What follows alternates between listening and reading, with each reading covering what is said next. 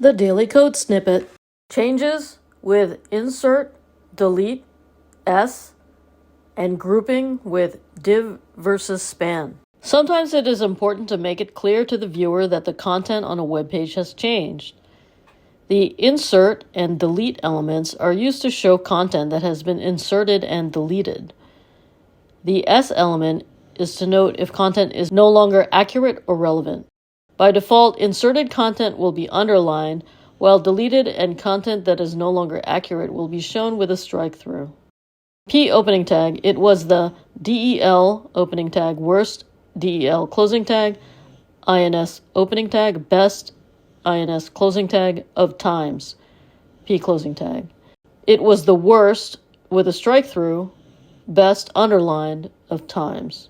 P opening tag, James is the S opening tag vice hyphen S closing tag chairman of the group, P closing tag.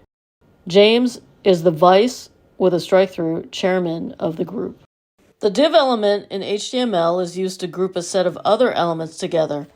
This is done so that you can target those elements within a div as a single item.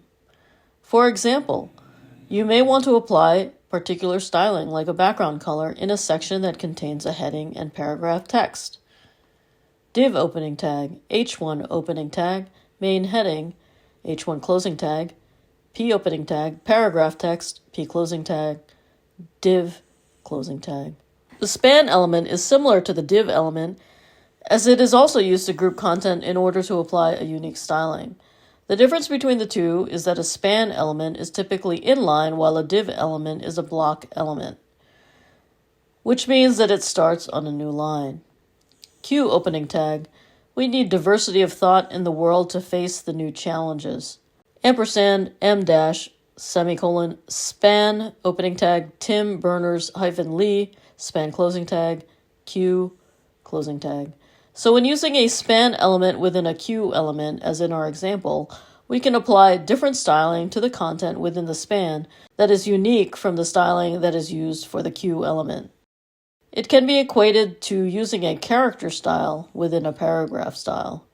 To refine our targeting of both div and span elements, we would use class attributes, or in some cases, unique ID attributes, depending on what we are trying to achieve. Presented by Designers Learn Code.